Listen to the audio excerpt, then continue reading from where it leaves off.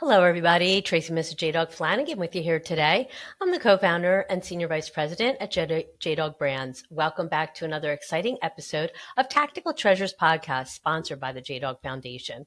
Our podcast gives veterans, mil spouses, active military members, military family members, and patriotic military supporters a voice in the veteran space to speak about their service, how they're affecting their communities post-service, and they share with me a tactical treasure that has shaped their journey in their military career, business, or life.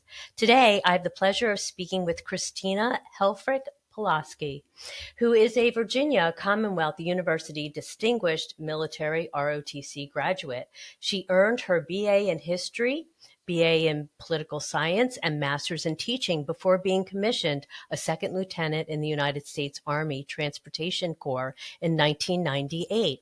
Now, Major retired, Christina was 100% disabled and medically retired by the U.S. Army in 2009 because of multiple physical and mental injuries and illnesses she suffered after 11 plus years of successful active duty service as a transportation and information operations officer. Most of her disabilities were later attributed to unknown chemical, environmental, and burn pit exposures that occurred during her combat deployments to Kuwait, Iraq in 2003 with the 7th Transportation Group forward out of Fort Eustis, Virginia, where she was awarded the Bronze Star, and Bagram, Afghanistan in 2008 with CJTF 101 out of the 101st Airborne Division Air Assault from Fort Campbell, Kentucky, where she was medevaced home after becoming seriously ill several months into her deployment. She has received several awards during and after her service, including being named the U.S. Army Transportation Corps 2003 Active Duty Component Regimental Officer of the Year, as well as being awarded the Daughters of the American Revolution Pennsylvania State Outstanding Veteran Volunteer, to name a few. Today, Christina has turned to art as a way to express what she could barely say out loud. I may be wounded, but I am not worthless. She is the founder of woundednotworthless.com, which is an online art gallery collective showcasing female military, veteran, and wounded warrior artists. 2023, she published her first book in collaboration with Colonel Lisa Carrington Furman, United States Air Force retired, and Blue Ear Books as the illustrator of Latina Warrior. Hello, Hello. Christina. What an amazing bio. Oh my Oh, gosh. I mean, thank you so much. it was just, I had to just catch the beautiful highlights of all of it. It was really an amazing career you had in our armed forces. And when I did Lisa's podcast, the art that she just showed, I fell in love with it. I just thought it was just so, there was a vulnerability about it that just drew you in. I just loved it. And so I'm so happy she introduced us and Yes. that you are now on this podcast. And thank you so much for your years of service to our country, ma'am. Well, thank you so much for your support and thank you for that wonderful intro. And yes, I love working on Latina Warrior. And it was my first full blown collaboration of something of this magnitude. Right, Yeah. right. Um, so we have a lot to talk about, which I'm very excited to get into. But I would love to know what inspired you to join the Army. So I ended up going to an out of state school and I grew up in Ohio. So that was like, no one goes out of state when there's Ohio State. That's what my dad says. And so I grew up in a Big Ten family and I was like, I'm done with football. So I'm good. And like everybody in my family went to Ohio State. So I was like, let me look for other options. And I found a liberal arts school called Virginia Commonwealth University. It's Hmm. well known on the East Coast, but the Midwest, we have no idea. We've never heard of it before, unless, Right. the basketball March Madness comes in. And sometimes we have a good team. But so that's maybe where people have heard of VCU. But I went there and my parents had saved up enough for 4 years of in-state school. And my first year of college, I blew through all 4 years of that tuition. Right. So Right. they were like, yeah, you can go out of state, but after your first year, you're going to have to figure out a way to pay for it. And so my mom actually paid for her school.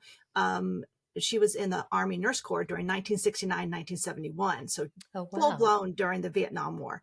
And I was like, it's 1990s. There's no war. There's this, I mean, I would be voluntarily joining up. She rose her hand to join up when there was an actual war going on that people were Right. drafted for. And so I was like, I can do this. And I was like, well, but I'm not going to be a nurse. So to my mother and my grandmother's chagrin, my grandmother also served in World War II in the Cadet Nurse Corps. Oh, So wow. we have a history of people Yes. becoming nurses via the military. But yeah, I was not really drawn to nursing. But Nana, my mom, says that she got one of her grandkids is now in medical service corps in the Navy. So Oh, wow. Yeah. so she finally got one. She said she said, but yeah.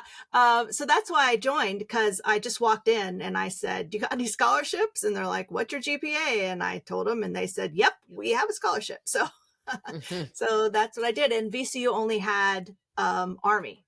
They didn't have Navy or Air Force or any other options. So, but I was fine with Army because that's where we had served. So I was familiar, with that. But I just remember my mom saying she wasn't going to tell us, her children, that she was in the Army because it was so controversial when she was in at the time. Oh, And wow. so I remember thinking that, and I'm just like, you know, I mean, what, in 1991, after everybody came home from, the Gulf War, the first Gulf War, Right. everybody was celebrating the military. So, I didn't have a frame of reference for not celebrating the military. So I Right. always found that quite odd. But I figured, yeah, if she can do it during a war, I'll be fine. And so I was commissioned in 1998, and then was just going to do my 4 years so that I could go back. I was going to teach high school. I wanted to teach high school history and economics and all that. Wow. And I figured at the time in the 90s, we don't remember this, but there was a teacher overage. It was hard to get a teaching job then. Hmm. And so I thought, oh, well, being in the Army, that'll give me a step up. Maybe they'll hire me over, some wrestling coach so to teach Right. history. So I figured that might help.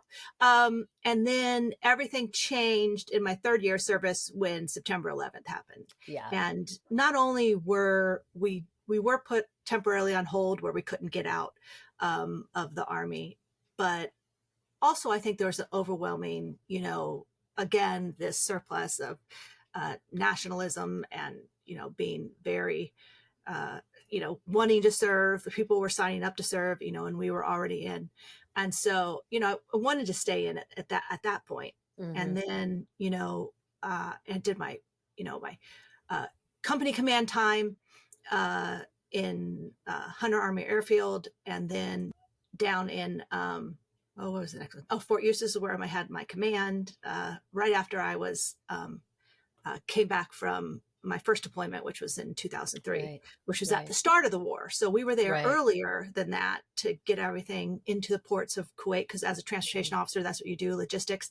So we were in there early, and I was part of the operations team getting that all done. And then they chose me to be on the forward team with the headquarters, and I was ended up being the night battle captain. So we were responsible for all transportation in and out of Kuwait and Iraq eventually. Yeah. So like we Yeah. crossed the Right. line, and on March 20th, we were in our full MOP gear, which is our, NBC suits, right? Right. And because everyone said we were going to get gassed. So we lived in those for 4 months.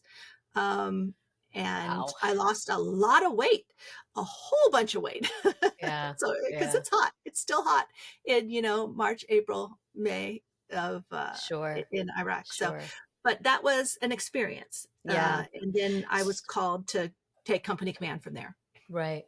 So I know, you were medically retired in 2009, and Yes. you suffered, injuries and burn pit exposures and that sort of thing.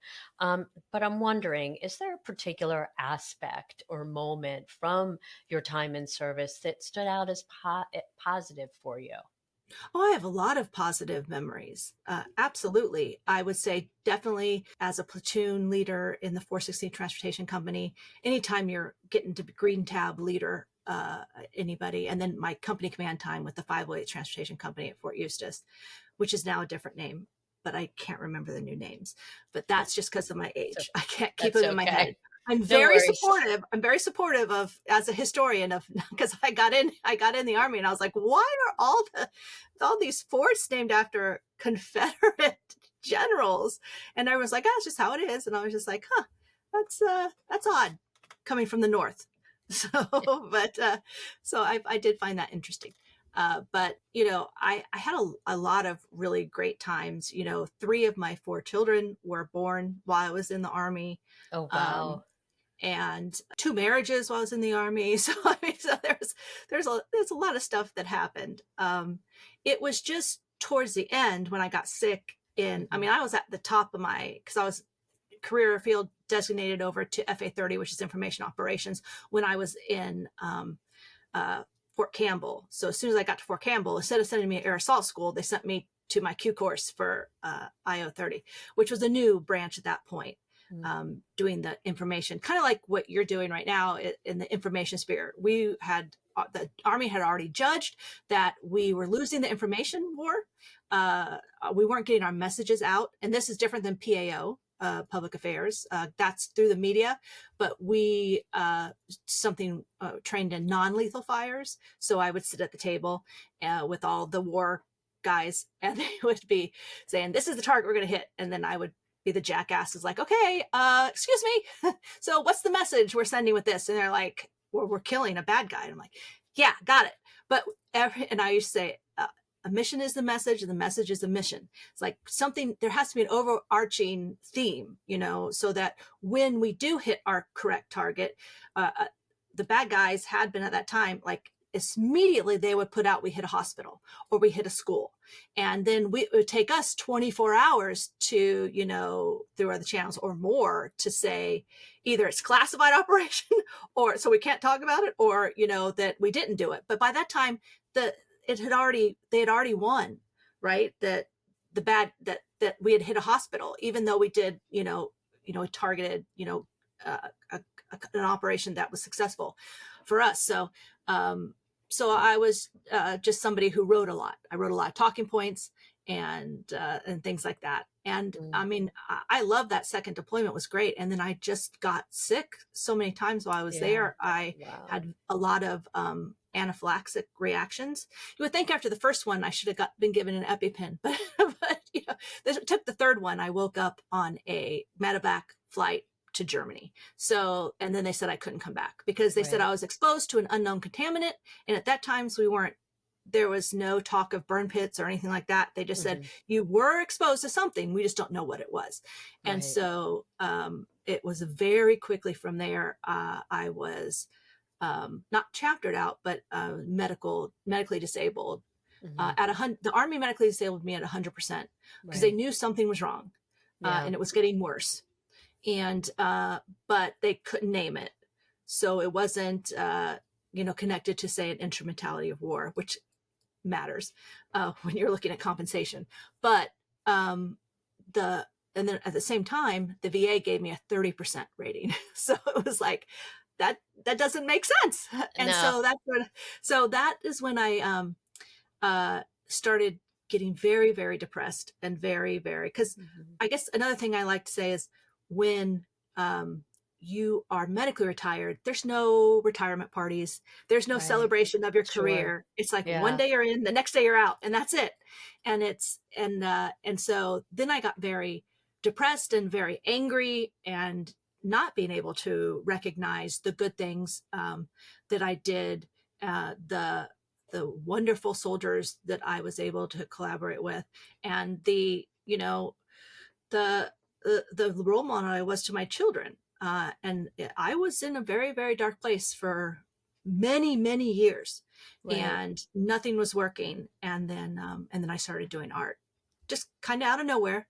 But when I started doing it, I was like, oh, something moved, something moved inside me. And that's new because it's been years since anything like really sparked something. So that's how I got into it. I mean, and there were, I was trying all different types of therapies at the time. And art was just one of them. And so I was just really grateful that I was exposed to art therapy early on. Well, I guess you could say early on, but it seemed like maybe it was like 5 or 6 years later. But Right.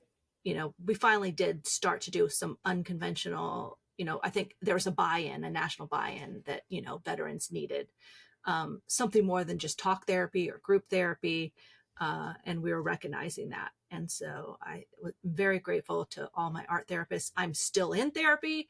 I'm in talk therapy still. I'm in recreational therapy, which is really cool. I'm learning how to do leather.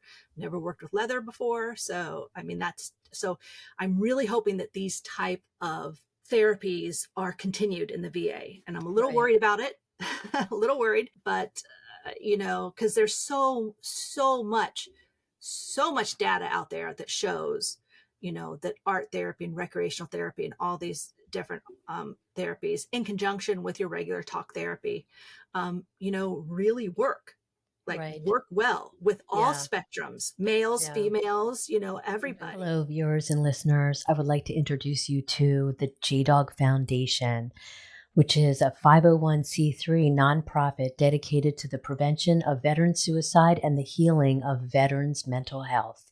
100% of all proceeds received by the JDog Foundation goes directly to several foundations focused on the mission of saving veterans' lives. Each partner is hand-selected by our executive director, Jerry Flanagan, with input from the assistant director, Tracy Flanagan, and the JDog Foundation board members. Our foundation's motto: saving lives, one veteran at a time. Go to jdogfoundation.org to take a look at everything that we're doing there and the organizations that we're partnered with. You can also donate, and there's also a support line if you're in need of help. Thanks. Check us out. jdogfoundation.org. Yeah, so that's amazing. That you just answered like my next question, which was, what was your transition like? Yeah. So, but what I would love to know.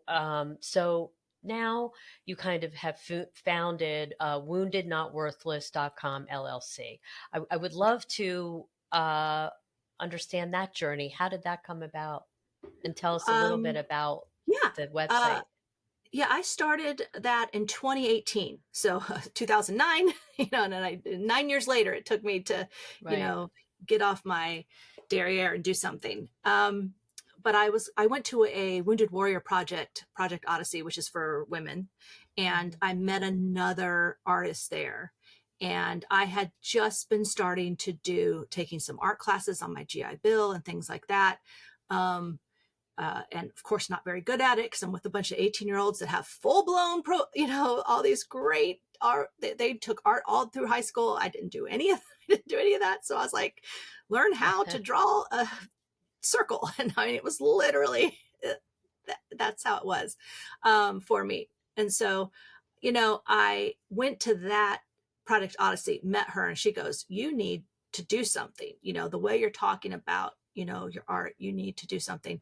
And she was a Marine, and you listen to Marines, and and so Yeah. I was like, and that one of the nights in the middle of it, I went and registered woundednotworthless.com that night.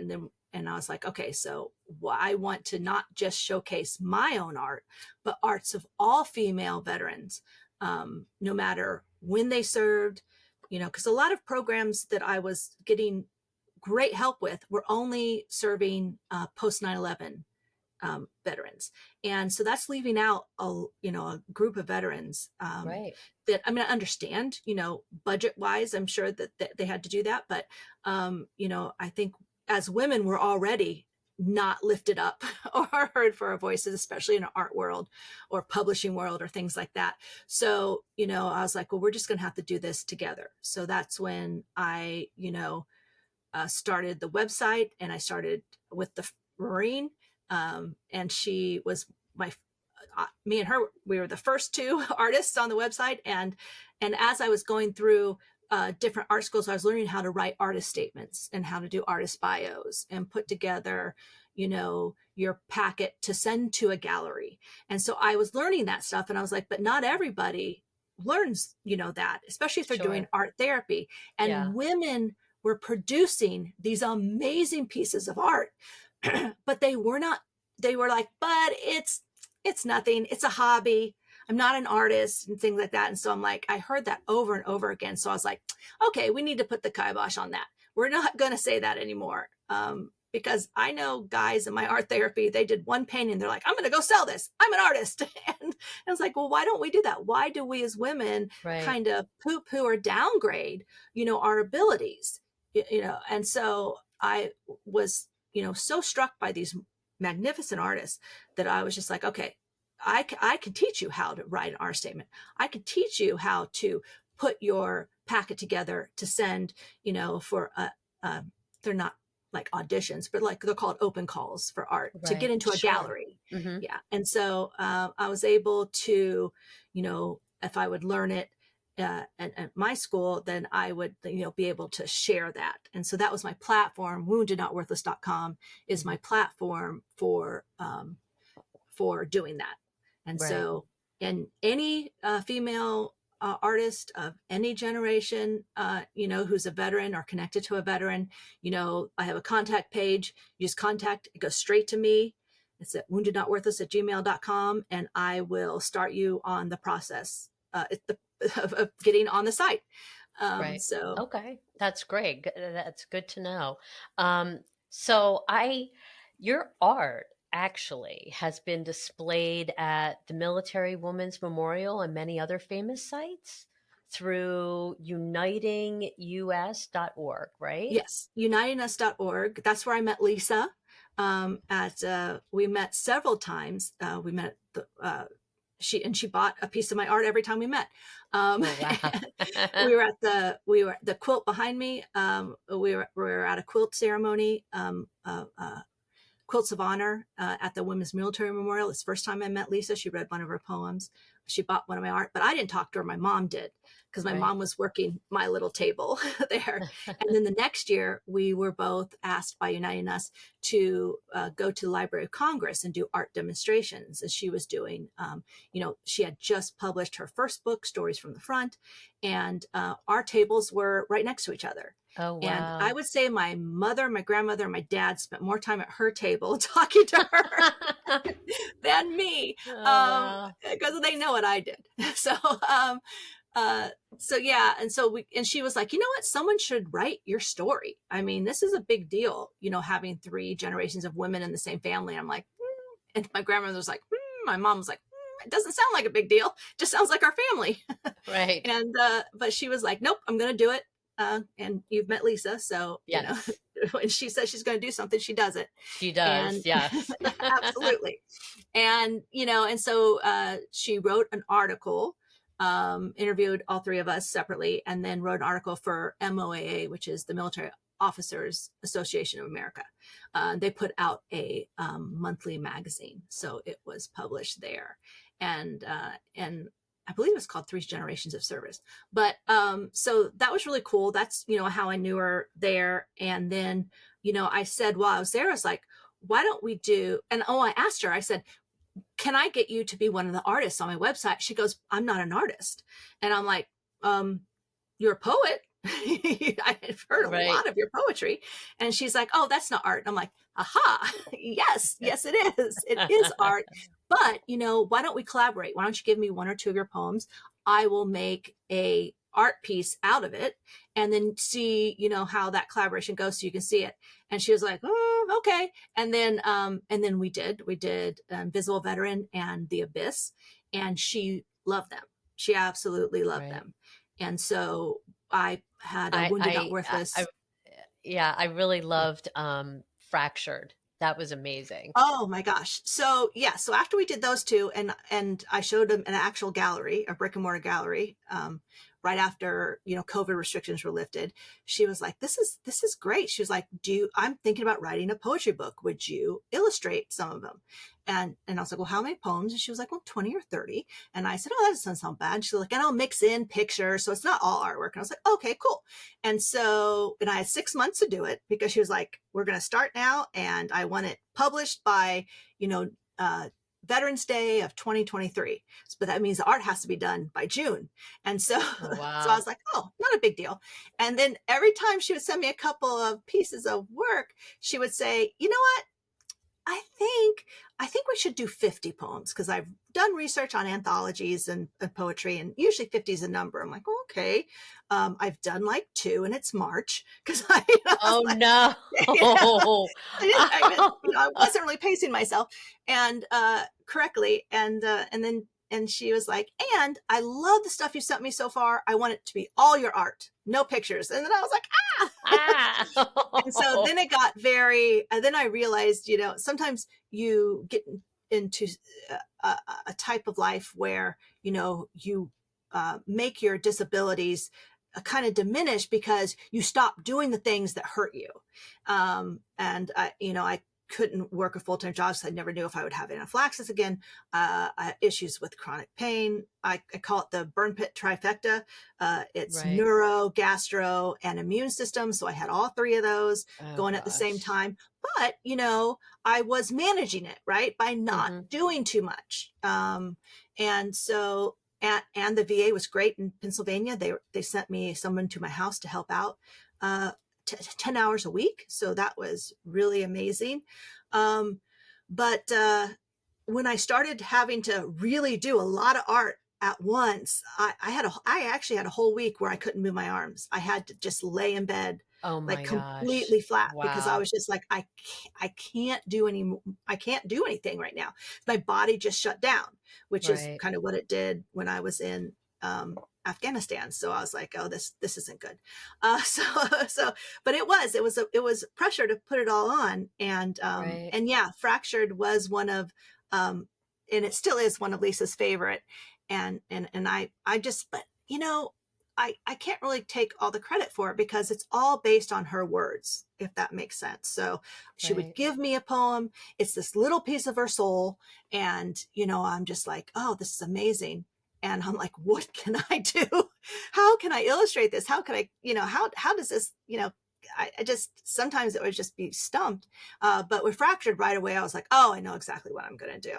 And some pieces Right. would be very, very fast, because they'd come in and then Right. the cover is a 24-inch by 36-inch.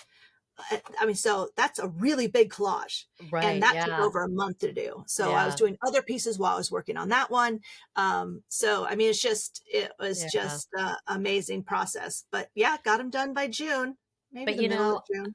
I mean, the amazing thing is she obviously had complete confidence, in your ability, and also your enlightenment and vision as an artist to bring her poems to life, which I I would, think is amazing. yes, I would agree with you, because I didn't see that in myself, if that makes She sense. obviously did.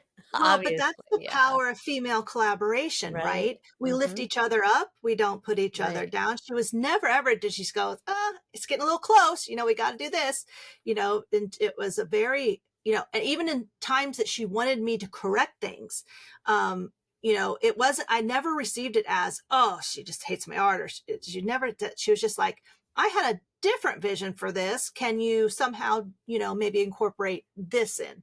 And so I was like, oh yeah, I can do that. And so, it was just a very, even though it was hard, because if you read the book, it's going through her whole life. It's an Right. autobiography. Hmm. And, and I definitely connected with her, with the military Hmm. transition, with Oh, the yeah. wartime, all those poetries. Hmm. Um, but her first part of the book was growing up a Latina in Southern Texas. And Right. I was starting to get those poems, and I was like, uh-oh.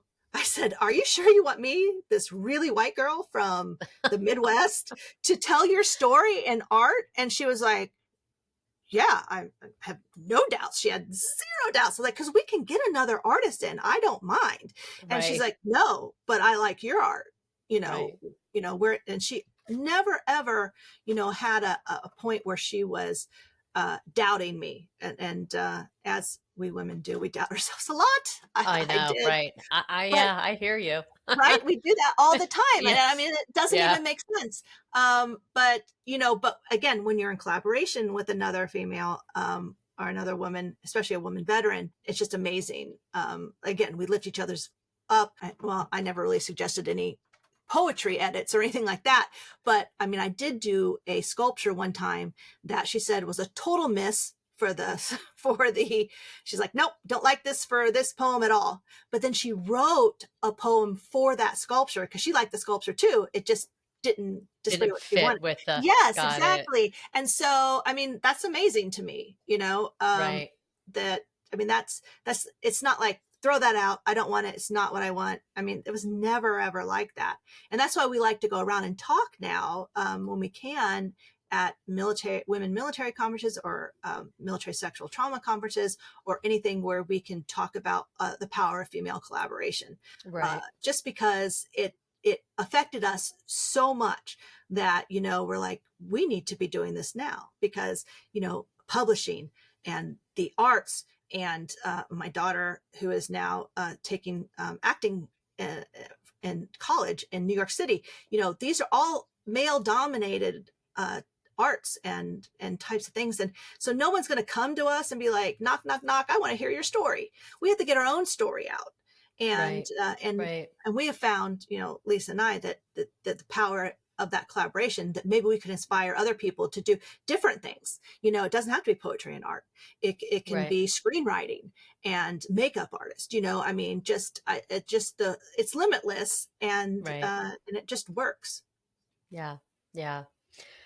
Ah, amazing. This has been such an amazing and enlightening discussion. I love it. But, it is Tactical Treasures podcast.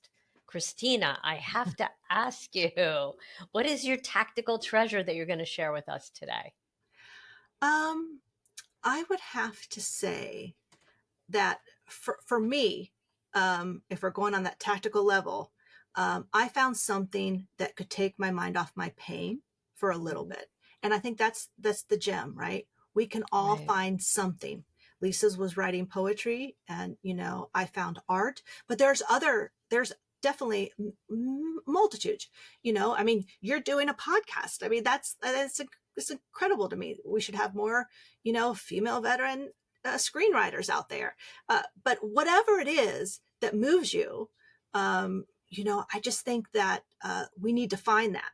We need to find Mhm. something, especially if you're 100% like me and you have good days and bad days, or good weeks and bad weeks. Right. We got to find something to get us out of bed, right? And Mhm. it's then you can really spiral down into a dark hole of depression and anxiety and Mhm. self-doubt, when you don't have that. So I am not saying in any form that I am completely cured and art made it all better, and just do that, because again, Right. like I said, I'm still in therapy, still have to tackle my own demons and things like that.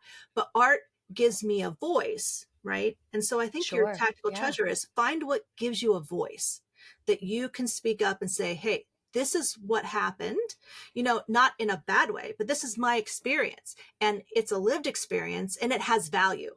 And we don't technically really live in a society that values a women's perspective, on our lived experiences.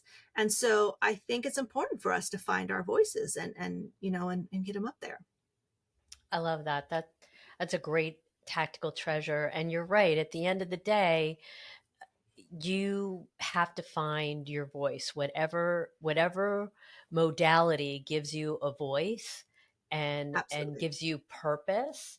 That's what you have to go after. That's what's going to get you, as you said, out of bed in the morning, right? Yeah, especially if um you have these, invisible yes. wounds that Right. you're Right. already having, self doubt about, and because you were Yeah. questioned for so long. I mean, it took me, 16 years before the VA, finally got me to 100%. And Right. that was me Wow. fighting, for it, and being told, why are you questioning? You're good. You're at 70%. You're at 80%. Why do you want them looking at your file? I'm like, I want them looking at my file because it's not right. Yeah, It right. doesn't include Sure. everything. And, Hmm. even when I was 100%, it they still didn't have everything, and I was like, and they're like, oh, you don't want to, this veteran service, a lot of officers that I had who were male were saying, don't rock the boat, you got 100%, just stay with it. And I'm like, well, I'm not trying to rock the boat, but I am trying to make, my medical file equal to my experience, Sure. and Yeah. all and everything that I am experiencing in the pain, or I mean, in 2019, epilepsy popped up out of nowhere. And, I had a grand mal seizure, and it was just like, I mean, really, this is a long time after I have retired. How are things still happening to me? But I Right. mean, but it's important, for Hmm. us to, go into the VA and get our files correct. And we tend to not do that. We tend to accept what's given to us. Hmm. And we've had and so many bad experiences.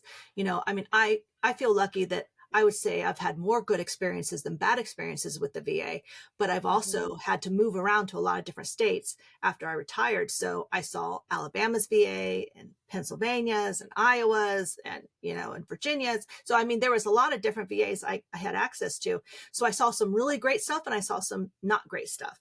and Right. and the not great stuff is what we hold on to, right? And we hold on to it Hmm. in our bodies. So it's like Sure. when I'm in a depression or in a flare, which is a pain flare, then I hear that voice, from doctors saying, well, isn't this all in your head?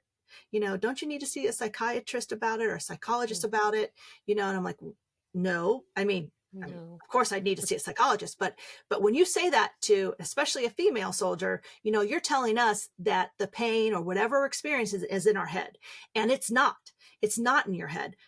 Yes, yes, pain. There is pain associated with depression. I get that, but that's not what I was experiencing.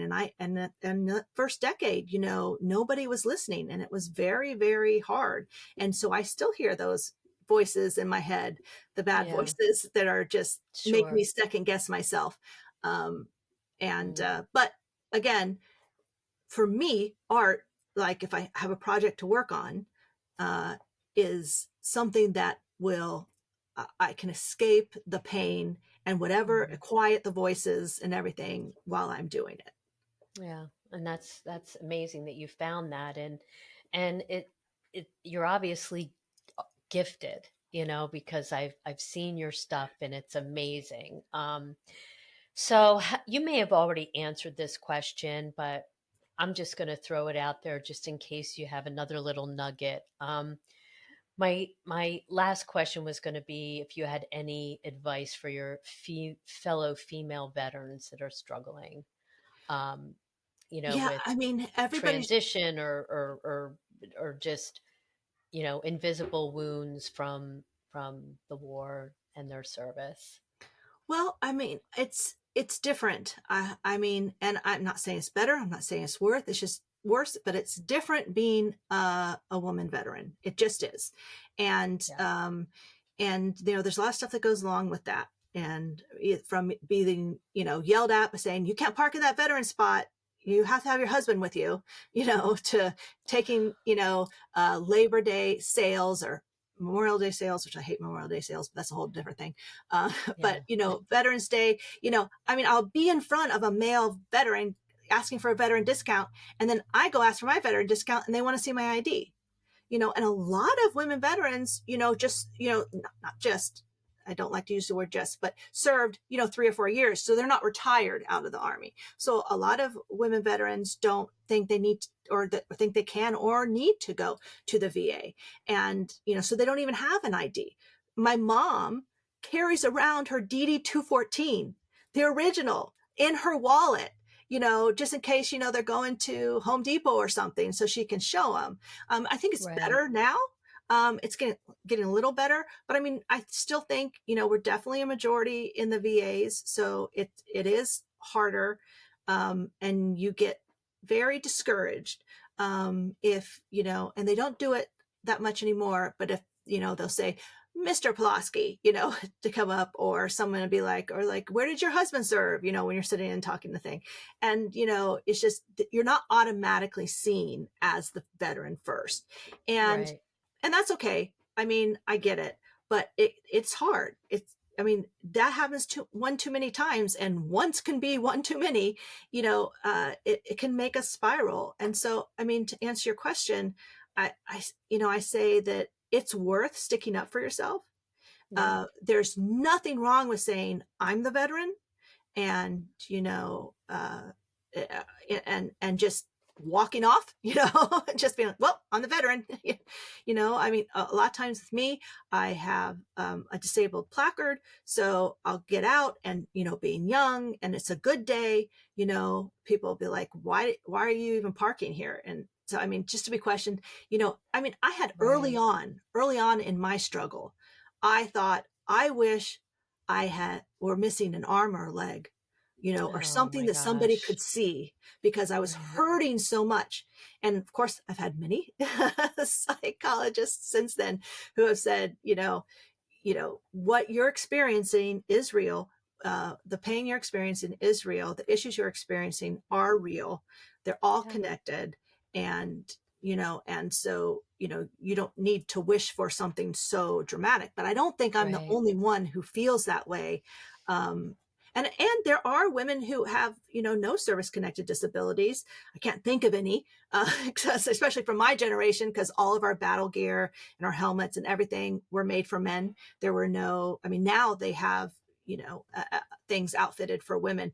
I Right. didn't even know that women buttoned on a different side than men until, like, I maybe was 5 or 6 years in the military. Then we had to go out and buy some clothes for that were civilian clothes. It's like, oh, I better go get like a white shirt and some nice pants.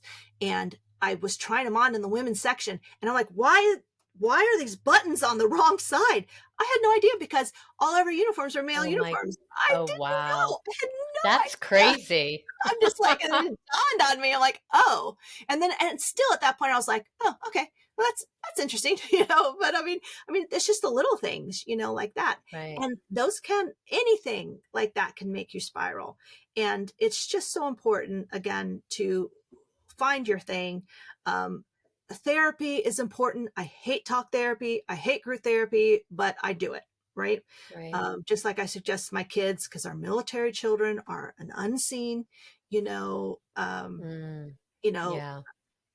of course they didn't serve, but again, unlike the spouse, a lot of times they didn't choose, to be born into the situation that Of they were in. course. Of Right. And course. so, like, my daughter, my youngest, who's in New York City right now, like, we were putting her packet together. She's going to turn 19 in August, so that she's just finished her first year. We had found out she lived in 7 states and went to 13 schools. And Wow. I was just like, oh, and they won all the Yeah. schools. And I'm like, Right. like, I can't remember this. Yeah. So it's like, I can't remember all our But addresses. But the thing is when you have a service member in the family, the entire family serves, Yes. all in different capacities, but they still serve. And you're right. I have had a few, military brats on my podcast, and they talked about how they grew up over in Stuttgart Right. school in Germany. They spent like their entire teenage years over there, and what how it shaped them, and what how different it was, and then coming back at like 17 or 18 back into the States and trying to transition, Yeah. as a teenager in America when they grew up in Germany. It was like it was unbelievable, And I completely agree. And one of my children, my daughter, she was born in 2006. So after I was exposed in 2003, and she says she got the bad eggs. So she was just like, so what happened? Because she has a lot of health problems, and a lot of her health problems are a lot like mine. And oh it's like, is no. anybody studying this? Is there, I've Right. seen some psychological studies that people are performing on our military children, which is good. We definitely need that, because they all need Right, therapy. right. But but what about, the are children of men and women who have been exposed Right. to a variety of things, and like from vaccinations all the way to actual burn pits or Right. explosions and things like that. Sure. Like that is in our children. I was like, I'd like to see, or like someone tell me if there's like a medical study being done, because I'm like, I Right. want my daughter to get in that, because this is important, and I don't think it's Right. something we're really talking about. So Right. um, Yeah. their Yeah. experience, and with especially with the issues that she's having. Right. Sure. I completely agree with you. Um, Christina, this has been amazing. Thank you so much for coming on and telling your story. And I appreciate you being, vulnerable, and I love hearing about your journey and how far you've come. I think that that's a testimony Oh, to you and resilience and everything, and your art is absolutely amazing. And in the outro, we will be showcasing some of that. wonderful. But before you go, Okay. can you tell us where people can find and connect with you, and where they can find out, more information on woundednotworthless.com, and just a shout out to your website and how they can get involved? Yeah, absolutely. Woundednotworthless.com, just Hmm. as the regular spelling, all together, no spaces or hyphens or anything like that. And every female artist has a biography page, and they have a gallery page, so that's set up for them. And there's a connect tab on that, but there's also, you can email me directly and say you saw me on Tactical Treasures, and then at woundednotworthless@gmail.com. So Okay. so I can be contacted, and I respond, because it's not an influx of a lot of us. So because, Right. again, like I said, we don't consider, a lot of us don't consider ourselves artists. They're like, well, I'm not doing it to sell, so I'm not a real artist, which is not true. And a lot of us give away our own art, which I said, Right. don't do that, because we want to, because someone's like, oh, this is great, and then I'm like, oh, well, here you go, have it. But that would be down. That's, I was told by one of my professors, that's actually downgrading your art. Sure. That's Yeah. minimizing your worth. And I was like, Hmm. oh, I never thought of it that way. Yeah. And because you can be an artist who's never sold a piece, but you've been in a lot of museums or galleries, invited to do that. And so it's important to know your worth. It's important to get your voice out there. And I just think that my way is one. But if you're a male artist or a family member artist, unitingus.org is a wonderful 501c organization Hmm. that, again, that put Lisa and I together. They do amazing, like, we have art in, I think, Dulles International Airport right now. Hmm. And then they're the ones that have put us in the Library of Congress and the Norman Military Memorial. They arrange all these wonderful things, and it's very easy to sign up through their website. So any Okay. type of art you do, and if they sell it, you get 100%. Even ththrough their website, you get 100%.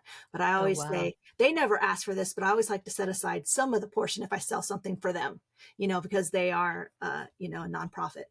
But they're just, because I mean, they're life changing. I mean, when I started with them, I was very, very low on myself and was not doing art. And of course, it was during the pandemic, right? And I got a Oh call my out of the gosh. blue Wow. because I had signed up on their site, Right. and they're like, we really like this piece of art. Can we have it to show at Reagan International Airport or something like that? And I was like, sure. I didn't even know Right. him at the time, but I Yeah. was like, but the founders, Anne-Marie Halterman and her wife Tiffany, they are amazing.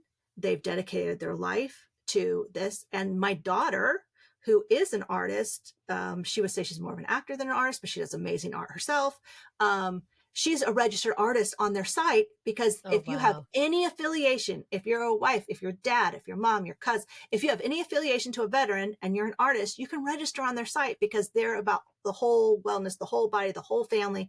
Everybody matters, and art helps everybody. And Right. so, and they're really into the healing power of art. So I can't say enough about them as Oh, well. that's amazing. Amazing. Thank you so much for that information. Christina, this has been amazing. Thank you so much for your time. I really do appreciate you coming on, and I'm excited to watch your journey with your art. Thank you It's so absolutely much. amazing. I really appreciate it. And it's been an honor to be here. And thank you for lifting up voices of our veteran community.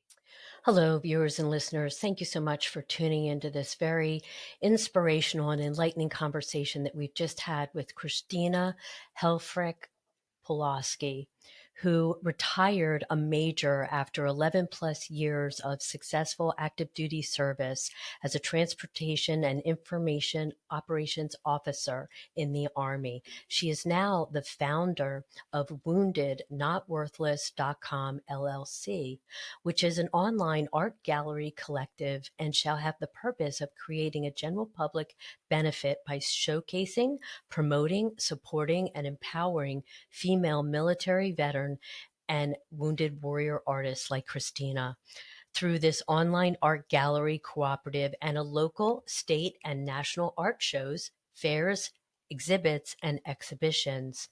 As part of Christina's specific healing process, she created this free online art gallery cooperative as a source of inspiration and empowerment as each artist finds their own true artistic vision and voice.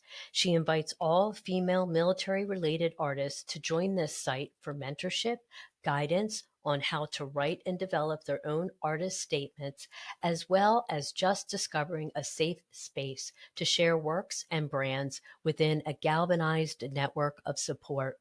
Please join her in helping to support, promote, and empower these artists by visiting the website woundednotworthless.com. And if you are a veteran or military family member, you can connect with unitingus.org, which is a organization where you can sign up and showcase your artwork. Again, thanks for tuning in. And don't forget, you can find Tactical Treasures podcast on all your favorite podcast platforms, on our website, jdogpodcast.com, as well as our dedicated YouTube channel and American Grit. We are now airing on Reese Across America Radio on Wednesdays at 5 p.m. Eastern. And if you missed that, be sure to join us for the encore on Saturday at 10 a.m. Eastern. You can also find Reese Across America Radio on the iHeartRadio app, the Odyssey app, and the TuneIn app. We are also proud to share that our JDog Foundation is a Reese Across America sponsorship group. For each $17 veterans wreath that you sponsor, $5 goes directly back to the JDog Foundation, whose mission is to prevent veteran suicide and heal veterans' mental health and PTS. You can donate right now at reachacrossamerica.org/JDog. Again, thanks for joining us, and we'll see you again on another podcast real soon. Bye-bye now.